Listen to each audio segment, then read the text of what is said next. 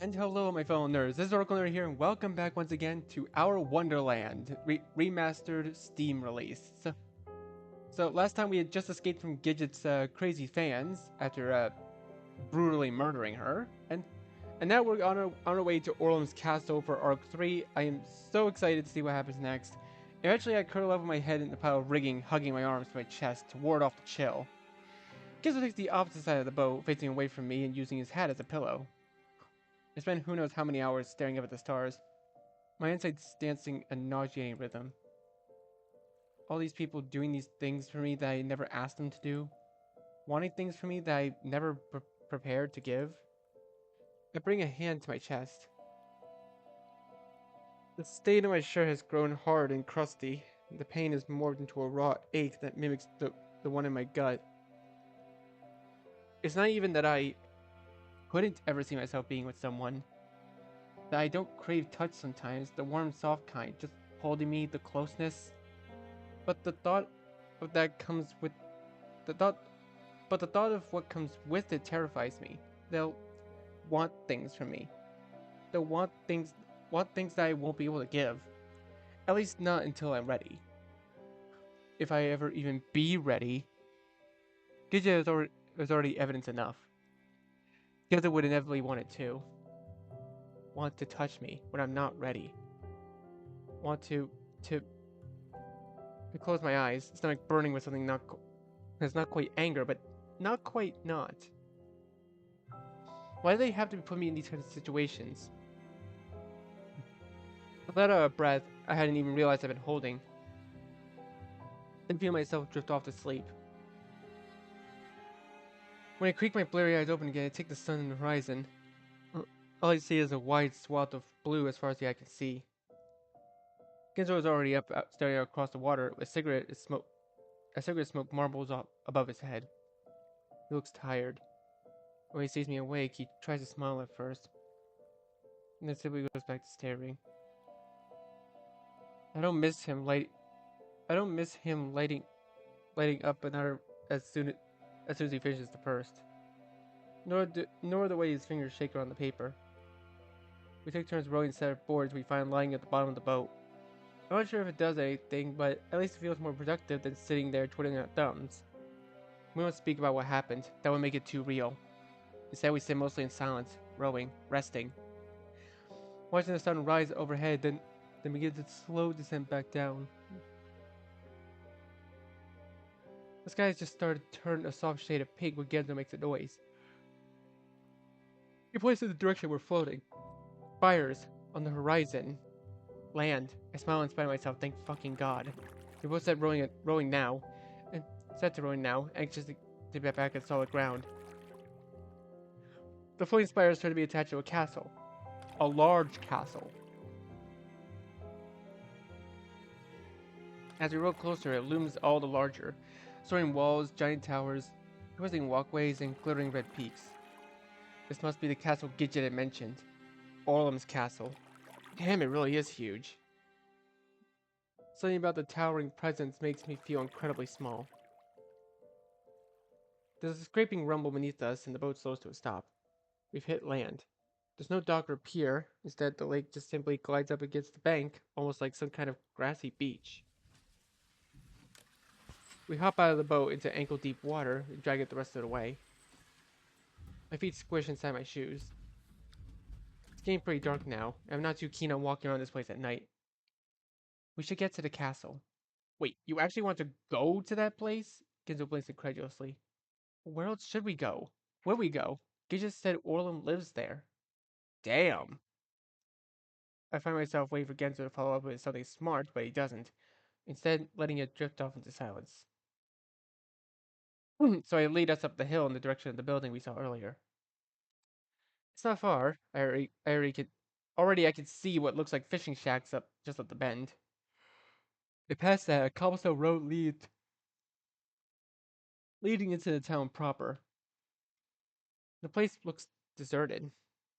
Follow the road towards what seems to be the center of town. More and more buildings lining up on either side. But even here, the path remains empty, and the windows of the buildings are dark. The only sound of the fountain in the middle of squaring, tinkling away. I look left, right, searching down the neighboring streets. The time Genzo has his hand shoved into his pockets and simply stands there, shuffling his feet. Fortunately, I can still make out the castle on the horizon, even against the darkened sky. I toss a finger towards it. I guess we just keep going that way. Works for me. And so we carry on, past the buildings, following the road out of town and up along the path leading towards the castle gates. I see what looks like twin guard posts come into view as I grow nearer. They sit on either side of the entrance to a bridge that connects to either side of a moat on the castle gardens beyond. Two rabbit guards with spears appear to be manning them. Genzo comes up next to me. This suddenly seems like a really bad idea. You didn't think a castle would have guards? I feel my brow arc. Yeah, sure, but not our friends the homicidal rabbits. My mind goes back to Gidget and what she said in the inn. I guess Orlum commands them? This is his castle after all. The fact that they tried to kill us earlier doesn't worry you at all? Gizmo takes a step backwards. Come on, Eggs. This is really starting to give me a bad feeling. The closer we get to the side sword, the more I feel like I want to hurl. I'm not leaving until we see Orlum. I didn't come all this way and through all that. I gestured the general direction of the lake, just to leave before we've gotten any answers. And with that, I began walking purposefully towards the bridge and the rabbit guards. Gizmo brings a hand to his hat, finger curling the fabric. He lets out a nervous whine, almost like some kind of confused puppy, before jogging after me. The closer I get to the rabbits, the taller they seem. Once I stay right in front of them, they loom over me like skyscrapers. They look down at me like with twin looks of bemused confusion. I open my mouth, close it. My earlier gumption seems to have disappeared completely, and I'm suddenly reminded of my encounter with the woman in Orlum's apartment. Gizmo shuffles up next to me with a huff, and I lift my hand to scratch at my cheek. Hello, we're, here to see Orlum. The rabbit stared at us a moment longer, before erupting with laughter. Did I hear that right? They're here to see the king? Awfully ballsy for a couple of pipsqueaks. The one on the left leans over almost patronizingly. You think you can just waltz up here and get yourself an audience with the most powerful man in the land? The other one brings his hand to his hips. Yeah, you're lucky we don't arrest you right now for even suggesting it. Beat it, Squirts. This makes my brows furrow. We're his friends. He knows us. I feel my fists start to clench in frustration. Oh, he knows you, does he? He knows everyone in this kingdom. He's the king, after all. And you must think pretty highly of yourself to suggest His Royal Highness would even speak to a disgusting little thing like you, let alone want to fraternize. The one on the left emphasizes this with a sharp poke of the butt of his spear right in my stomach. I lurched forward with an oomph. Yeah, look at this homely little rat. The other one grabs a hunk of my hair, jerking my head upwards painfully. What is this, a walking corpse? The slop in the breakfast throws has more life than this. The first rabbit got scared by the collar and was in the air. And this one's been at the tro too long. Both rabbits erupted in another fit of laughter. We're telling the truth. Just ask the overweening slime ball in there. The rabbit holding my hair gives another yank and makes my eyes water, then pulls me close, clicking his tongue against his teeth. And waste his time? Nah, the closest you'll get to His Majesty is on his plate. The other rabbit begins looking at Genzo up and down, nose twitching.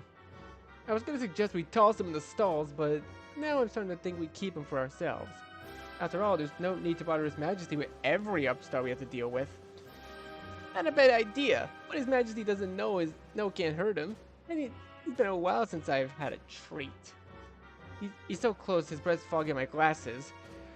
I can feel the heart picking up in my chest. And then anger. The anger of babbling and frothing. I jerk forward, attempting to wrest myself free from the rabbit's grip, attempting to throw the punches in front of the slick white armor.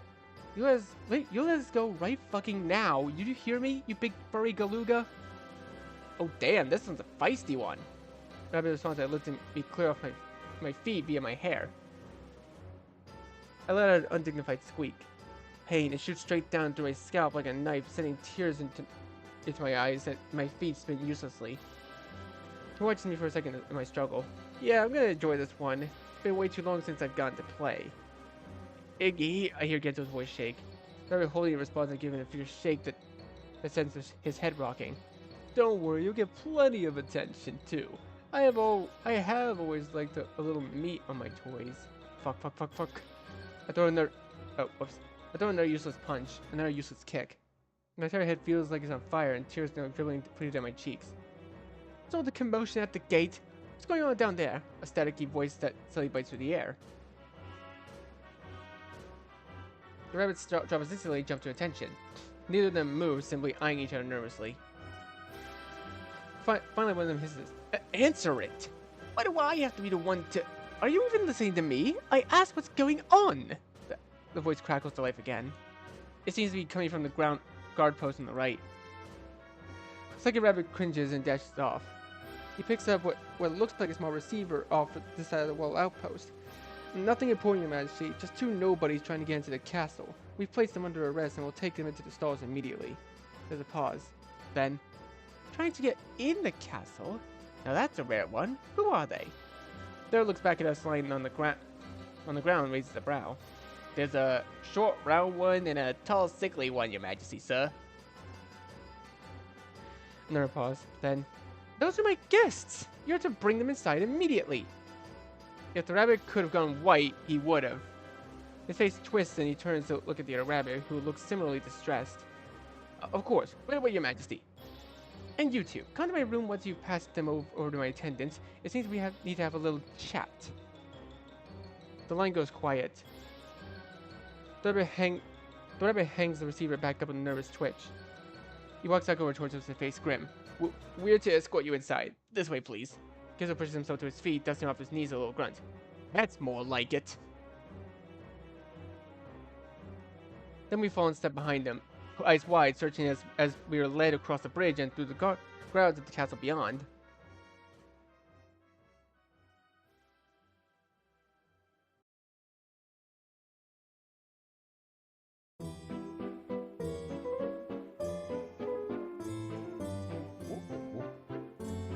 This is nice music. I get separated from Genzo at some point. Moment we're walking behind a set of attendants down the white-lined hall with stained glass windows, and next another attendant appears and leads Genzo away, down a different corridor. All I can do is shoot him a look of confusion as my own attendant ushers me further along the red carpet towards the ornately marbled atrium. From there, I'm seen by what seems to be a castle doctor, an older rabbit in a white coat and glasses. He cleans up the wound at my shoulder and stitches the hole closed so that it could close in what couldn't be more than 15 minutes. His large furry hands, strangely nimble as they work the dark stitches in and out. I spend most of those minutes staring at the far wall, so I don't have to see the needle poking at my skin. Once he's finished, I've got a wad of gauze med tape across my chest. I find myself being led around once again. Always through arching hallways with ceilings that take my breath away, and past giant paintings, sculptures ornate enough to make the artist back in our world blush. I find myself a bit awestruck by the whole affair, and the attendants more than once have to clear their throats to get me moving when I stop and stare ogle at something breathtaking. For long, however, we make it to our next destination, which turns out to be a bath. I'm guided into the most magnificent bathing room I've ever seen in my life. It's huge and round and brilliantly gilded, an enormous mirror taking up the entire length of the ceiling. And at its center is a swimming pool-sized bathtub lined with bubbling jets of water squirting fish. My attendant hands me a set of plush towels, bows, then leaves the room. I stand there a moment, unsure what to do, then turn towards the bath. Holy fuck! This is... I let out a breath and hear the whistle between my teeth. With a shake of my head, I finally snap myself out of it, then slip off my shoes and pad towards the edge. I kneel down and dip a finger in the water to test it. Hot, but not too hot, just right. The smell is heavenly, like a warm hug marbling up my nose and lungs. I shook myself by my clothes quickly after that and slide in. The feel of the water on my skin is incredible, or indescribable. In fact, at that moment I couldn't even hesitate to call it the most amazing thing I've felt in my life. I glide towards the middle of the bath, sinking down to my neck in the ambrosial fluid. It let out a sigh that seems to last a million years. This is the life. My gaze goes towards the overhead mirror. I cock my head in amusement. Not looking too shabby, I guess. Even the mirrors make you feel like you're $1,000,000. Although I don't really see the bandages on Iggy, honestly. Honestly, if I were to make a bit of an addition to the scene, I probably would have Iggy be wearing the gauze that the rabbit put on him. Suddenly the door opening draws me in my gratuitous self-study as I turn to see a rabbit attendant leading in a man and a woman wearing nothing but bathrobes. My hand goes immediately between my legs and I take an awkward step back, nearly slipping beneath the water. His Majesty prepared bathers to help you wash. You may choose whichever you prefer, or both if you wish. The attendant gestures towards the duo next to him. My brows must reach towards the roof. I look back and forth between the man and the woman, either one of them whom are looking at me. They're both gorgeous, though. Clearly haven't been chosen for their looks. A man tall and chiseled, and a woman with a sizable bust and flowing hair reaching towards her waist. I suddenly realize what this is. That's my tongue stain stuck in my mouth. I don't really need any bathers. I'm fine on my own. I scratch awkwardly at the back of my head. The attendant looks confused. He turns from me to the two at his side, then back to me. Are you sure? They will attend to your every need. I feel my face heating up. I don't have any needs to be attended to. It's fine. Very well then. I shall let His Majesty know. He gives a swift set of claps with his hands to get the two bathers moving, then leads them back to the door. Honestly, I probably would have chosen both of them, to be honest. Like, personally. Once they're gone, I hear the click of the door. I let out the air I had been unconsciously holding and sink down into the water. That was awkward. I blow out a stream of bubbles, watching them dance and pop on the water's surface. Fortunately, the rest of the bath goes by without interruption. I find a tray of soaps and shampoos next to me to one of the larger fish statues and use them to clean myself up, enjoying the tingly feeling of my scalp as I scrub my fingers through my hair. After a few laps pretending I'm a merman, I take a short 5-minute nap in one of the lounge chairs molded into the side of the pool. I finally decide I've had enough and push myself back up onto the tile, wrapping the towel around my midsection. Wait, I just realized the music here, if you listen to the part of the melody, it sounds like Christmas music. I don't know why. They finally decide. Alright, I read that right. Almost as if on cue, a trio of rabbit attendants enters the room and quickly ushers me through a nearby door into an ornate vanity room. I'm seated on a plush throne in front of the giant mirror where I'm given the full pampering treatment: powder, blow dry, curl.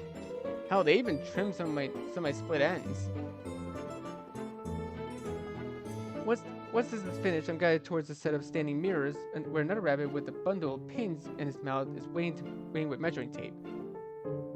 He starts to tape up and down my legs, across my arms, around my waist. All of it practiced and efficient and done in about 60 seconds. Then it's on the move again, this time to another room filled with pillows, cushions, blankets, and even a few stuffed bears. Soft, relaxing music is playing from somewhere. Does Iggy hear the music that we hear? I sniff what smells like incense drifting from a small glowing bulb. Until your suit is ready, my attendant says, as though this is somehow self-explanatory before bowing once again exiting the room. My suit? But he's already gone. So instead, I wander towards the giant pile of cushions and fall down into it with a soft whoosh. Now, this has now officially been the strangest experience of my life. I stare up at the ceiling, then crawl up on my elbows and grab one of the bears holding in my lap as I peruse the rest of the room. To the right, I spy fancy gold-laced trays filled with chocolates, fruits, and cakes. To the left, buckets of ice with an assortment of wines, champagnes, and brandies. Don't mind if I do. As I pour myself some wine and lie back with a small playful cake balanced on my chest, my mind goes to Genzo. I wonder if he's been given the same royal treatment as me. Then a twinge of shame. Admittedly, I'm glad they separated us. Not only because of how awkward things became between us, but also now that I know. For some reason, my gaze falls to my toweled legs, currently lying splayed out across the cushions. The growl of discomfort returns to my belly, and I secretly bring my legs together. Yeah, that had been for the best. Not that I think Genzo would... But then again, Gidget. My mind goes back to her naked shoulders. Her naked... I bring a hand to my face, rubbing my eyes. The anger is twisting and coiling in my belly again. Taking an extra large quaff of wine to quell it. 10 or so minutes later, my attendants return, one of them with a black suit draped across his arms. Dang, that was quick. I chuckle in spite of myself. Then I'm led for a final time back to the mirrors where I'm fitted into the suit like a glove. It seems crispy and snappy and ties smooth down in my front. You look so fancy! Damn. I stare at myself in the mirror, twist to get a good look at the back. I look good. Which is something I'm not sure I've ever thought about myself, to be honest. Just looking at myself gives me a weird sense of joy and pride? I smooth my hair back, smile at myself in the mirror. My self-ogling session is cut short, however, when my attendant clears his throat. Shall we go then? Go? Go where? I turn away from the mirror. Why, to the ball, of course. It's already begun. A ball? What ball? But I'm not given an answer. Instead, my attendant takes me by the arm and leads me towards the door, clearly hoping to get me there quickly. All I could do is gulp as I watched the scenery pass by, a big cold stone growing in my gut. Parties. Why does it always have to be parties?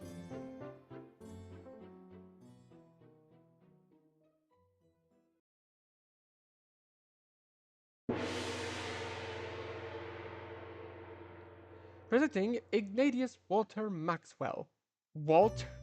I forgot his middle name was Walter. I instinctively shrinked into myself. Do they really need to say my whole name like that? My cheeks feel about 100 degrees and already driblets of sweat are working down my freshly cleaned neck. The size of the ballroom doesn't help. It's absolutely enormous and bright, so fucking bright. Every single inch of it gleams with gold and silver, glittering 12-tier chandeliers hanging from the ceiling and lifting music drifting from a string quartet in the corner. And the people. So many of them, all dressed to the nines with gorgeous dresses and dashing tuxedos. And upon my triumphant entrance, every single pair of eyes turned straight towards me. I really want to disappear inside the collar of my suit. This is too much. Way too much. Already I can feel my chest grow tight and fuzzy dots dancing across my eyes. Come along now. My attendant tugs me forward, but my legs feel like they're made of jelly and they refuse to move. I think I need a minute. My breath is coming out faster and faster. Fuck, I'm gonna pass out. Until... My dear friend! A familiar voice makes my head pop up, and I see a crowd of people part forming an aisle leading straight from the grand throne back to the room. And there, walking down the aisle, his hands outstretched in welcome. There's a rat tail mofo. Is Orlum. My throat catches. He looks fucking regal. Crisp white suit practically molded into his body, ornate crown framing his orange hair, and its fur-lined cape draped across his shoulders. Somehow the sight of him of that familiar face helps calm my racing heart, and my breath finally begins to slow. He smiles and walks towards me, little cape fluttering behind him. It's been some time, hasn't it? I'm so glad you could join me here. He brings his hand to my shoulders, then raises a brow in my clear discomfort. A little overwhelming, yes? But you get used to it. Come, come. He holds out his elbow and latches onto it like a spooked field mouse. My gaze jumps back and forth between the throngs of fancy party goers as he walks me back down the aisle. Everyone seems to be watching us, fanning themselves and talking in hushed whispers. My fingers dig deeper into Orlum's arm with every step. When we reach the middle of the ballroom, Orlum Orlum stops, turns towards me. You will have this dance to me, won't you? I do so love showing off my guests of honor.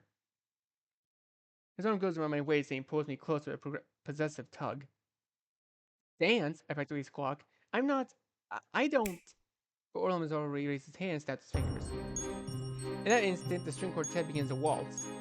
Don't worry, I'll lead. His lips curl into an impish smile. Then he grabs my hand and dips me backwards. At this point, I'm not sure if I could resist even if I tried. So with a flutter in my heart and a clumsy stutter in my step, I do my best to try and keep up as he pulls me back up and begins to dance. I have zero idea what I'm doing. But Orlum has clearly had plenty of practice. The arm around my waist keeps me held close and guides our movements as his hand squeezes mine with the beat of the rhythm. I'm sure my feet aren't doing anything close to what they're actually supposed to do, but it seems enough to keep up with the sway and the turns, the lilting to and fro of Orlum's hips. You're looking well. I trust my attendants took good care of you. I smile again, almost as though he wants to eat me whole. Yeah. They were fine. Everything was fine. I'm so focused on trying to find the words I have to roll my feet. Orlum just grins and pulls me back, and sends me out for a spin that leaves me 20 times more discombobulated than before. Then tight again. Flush against his chest. Flush against his... My face flushes, and I jerk myself upwards to see Orlum just looking at me, brows low. I noticed you didn't take me up on my offer in the bath. I did try to prepare both of them to your liking. Beads of sweat worked their way down my forehead and temples. Well... Let Orlum squeeze me back up into the dance again. I'm forced to take a second to refine my steps. He laughs. It's okay, I didn't actually expect you to. I was mostly more confirming things. You see, Iggy, I've noticed something. I are like two sides of the same coin. We are? I croak somewhat unbecomingly. You hate being around people. I love being around people. Another spin. You like to follow? I like to lead. And another, this one ending in a dip that nearly sends me to the floor. I don't want anyone. I want everyone. Oh, wait, did I read that right? Or, yeah, you don't want anyone. I want everyone. The look he shoots me sends me discomforting twist down through my chest and strains my bowels. He pulls me back up with a jerk. That's nice, is about all I can manage to say in the moment, though the flush on my face probably says otherwise. Orlum must get a kick out of this because his grin widens and he lets out a chuckle. You're a funny fellow, Iggy. Am I? My brows are. And then, because I feel the conversation going on in an increasingly uncomfortable direction, I attempt to divert it with some small talk about our mutual friends. Talk about Genzo, talk about Gidget. Oh.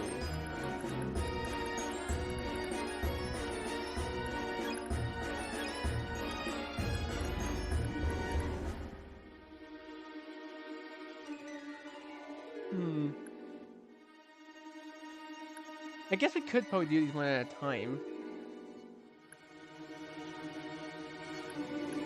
We did come here with Genzo, so I think it makes sense to just talk about him.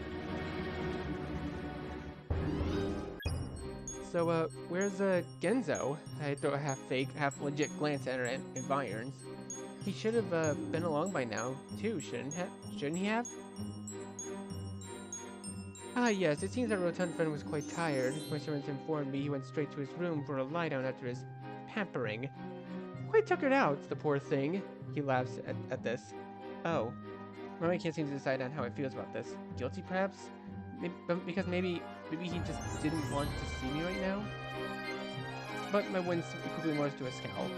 As though it was my fault. I'm not the one who had suddenly confessed something so ridiculous. To make everything all awkward. When I raise my gaze, I see Orlum just watching me, a smile playing on his lips. Trouble on the home front? That's... But my lips move before my mind has crafted an answer. That all comes out in saliva-thick mess and sputtering and fumbling. Feel my cheeks heat up. Don't worry, I know about our friend's little infatuation. And from that reaction, I'm guessing you're finally privy to it as well. He raises a brow, and I don't miss the way his hand seems to dip just slightly lower on my hip as he pulls me to the left. I grimace. Yeah, he told me. He leans in. And how does that make you feel? And he returns. Look, wait, I don't know. I've never thought about him that way before. I bite down my lip. Oh? Thought about him now? Well, Willem's grin spreads to why I wonder it doesn't take over his whole face. He twists his leg behind mine, sending me back into his arms. Like this, perhaps? Then pushes his thigh up between my legs. Or like this? My breath catches in my throat, and I can hear my heart pounding in my ears. Because we both know that's what he'd want. Orlum, I'm getting dizzy again, my breath's coming out quicker and quicker. But then he jerks me back up with a laugh. I stumble against him, he gives me a moment to find my balance and my breath. He takes the opportunity to lean in, whispering right next to my ear. He does so enjoy taking what he wants. I furrow my brows, look down at him. And he's just smiling. My throat feels tight. I swallow nervously. Gento would never. I grind my teeth together, my anger starting to bubble up against the base of my throat. Before the rest of my thoughts are given a chance to form, Orlum gives me a little push to get me back into the rhythm. You know, I never did get a chance to thank you properly for what you did. His fingers give me a little squeeze. I meant to when I said no one's ever done anything like that for me before. Show me that kind of kindness. I mean, sure, right? That's what friends do, right? Yes, we are friends, aren't we? I'm not sure what he means by this, so I don't say anything. Instead, glancing down at my feet when I feel them start twisting again and keep them from settling on the floor. I'm really glad you made it here. I admit I was hoping I'd be able to show you what I accomplished, to be able to repay the kindness you showed me. This is definitely quite the setup you got going on here. It is, isn't it? Olin bites down on his lip, and in what I can only imagine is barely restrained pride. You should have seen this place when I arrived. Nothing but chaos, anarchy. It took quite a lot of incentive to bring the masses in line. But I'd managed to build something out of nothing. To turn this place into a proper kingdom with laws, a government, with an ample food supply. It's certainly impressive, I say as I trip again. This time falling forward against Roland's chest with an embarrassing flourish. Roland pauses a moment to let me catch my breath, ever-present grin on his face while he watches me fumble. I refine my balance and pull back, face no doubt 50 shades of red. Indeed, he smirks, pulling me back into the rhythm. I'd say it's only missing one thing at this point, but what's that? Behind this, music starts building into a crescendo. Roland takes this opportunity to give me a final spin before dipping me to the floor in a grand spiraling flourish. Now this is thumbnail material. Someone to rule it with me. The music reaches its peak at the end, then ends with a wailing high vibrato before snapping into quivering silence. The barroom goes absolutely quiet. So quiet I worry the entire crowd can hear the giant gulp in my throat as I stare into Orlem's leering face. And then the partygoers begin to clap. Olin pulls me back up, one hand rising to accept his guest's applause and modest defense, and the other finds my hip and tugs me in against his side. Yes, thank you very much, thank you very much. Now please, please, enjoy yourselves. Let the music and wine flow well into the night. Next to him, I bring my hand to my face to hide my reddening cheeks, wanting to disappear into my collar. What the hell have I gotten myself into?